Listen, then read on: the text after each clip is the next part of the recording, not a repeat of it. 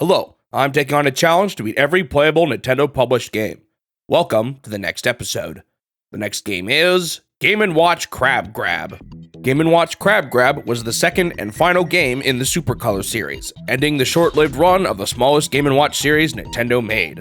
Once again, this one doesn't seem like it sold super well, but that is going to be true for the Game & Watch series in general from here on out. While we still got a handful of Game & Watch games to go through, we're definitely seeing them start to run out of steam. In this one, you play as this weird circular guy, and you're trying to push a bunch of crabs off the top of the screen. That's right, despite being named Crab Grab, this game doesn't involve grabbing the crabs at all. According to the manual, your name is Mr. Grab, even though it also clearly states that all you are doing is pushing the crabs and not grabbing anything at all. These crabs are officially called demon crabs, and I think the actual reason for the name of the game is that you are trying to avoid being grabbed by them instead. Honestly, the perspective of this one makes no sense to me. The orientation of the characters make it look like the bottom of the screen is the ground, but why would you be able to move around by floating vertically then? To make matters worse, crabs are constantly falling from the bottom of the screen to the top, which almost seems to suggest the gravity is flipped from what I was saying initially. The only real explanation I can think of here is that this is actually a top-down view, and the crabs are just walking up instead of falling. That doesn't really explain why everyone is looking towards the screen though. It's not even really clear what your objective is at first either. It turns out, you are trying to make sure that there are no more crabs along the red line at the top. You remove these crabs by pushing them at the bottom of the stack into the top of the screen. Once again, I'm not really sure what is even going on here. Maybe I'm just overthinking things, since it's not like the stories to these games are intended to be the focus, but this one just feels even more abstract than usual.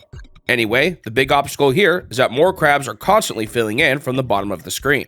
You can't push them downwards, which I'm guessing is because of their claws, and if they move into you from below, they grab you and you lose a life. The fail condition is Mr. Grab being grabbed by a crab. Additionally, you will also lose a life if a column completely fills up with crabs. In Game Mode A, pushing a crab to the top will cause the crab to appear immediately at the bottom, and if you push more of the stack into the top, the crabs along the bottom will grow in size.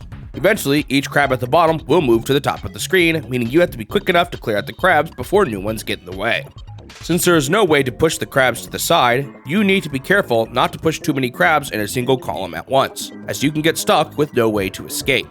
Generally, the strategy I found for this game was to focus on a few crabs in each column at a time and avoid crabs that were falling as you moved from column to column. This can get pretty tricky as you get further along, as the crabs will start filling up the screen pretty quickly. Unlike in Spitball Sparky, in this one you don't get points until you fully clear a level. You get a base amount of points for just clearing the level, and you get bonus points depending on how fast you beat the level. This is represented as an actual number this time around, and you get as many points as there are remaining on the timer. Similar to most of the recent Game & Watch games, the lives refresh at 300 points, so my goal was to get to 300 points in game modes A and B.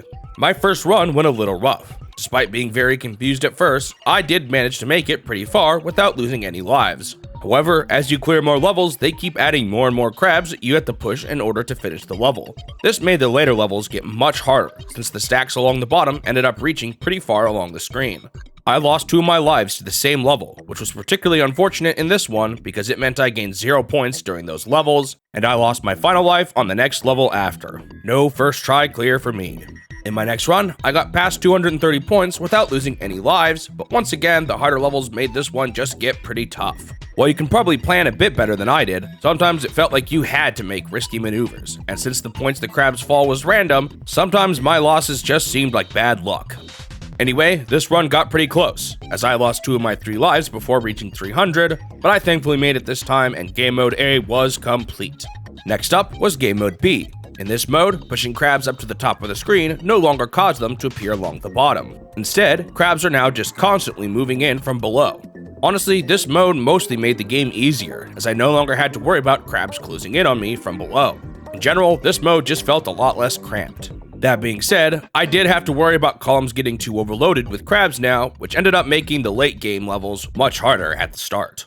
At first, this mode was a breeze, and I made it all the way to 279 points without losing a single life.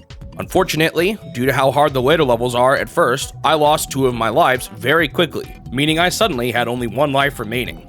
Thankfully, I was able to pull it off still, and once I just got through the difficult first part of the level, the rest was much easier. I got to 300 points, and Game & Watch Crab Grab was complete. On to the review. Honestly, I'm not even totally sure what it was about this one, but I just didn't enjoy it as much as some of the others. I can appreciate them for doing something a little different, but this one was so weird that I had a hard time even understanding my objective at first. It was also a bit frustrating to lose to the random nature of the falling crabs, especially when you were close to the top of the screen. Additionally, similar to Spitball Sparky, this game just isn't all that interesting visually, and frankly, maybe I'm just finally getting a bit tired of the Game & Watch games at this point. I gave the game a 5 out of 10. Thanks for watching the video. If you want to see more of these in the future, make sure you subscribe to the channel so that you won't miss out on the next one. Also leave a like if you enjoyed it, since it will help the channel grow and motivate me to continue this series. I hope I will see you in the next step of my quest to beat every Nintendo game.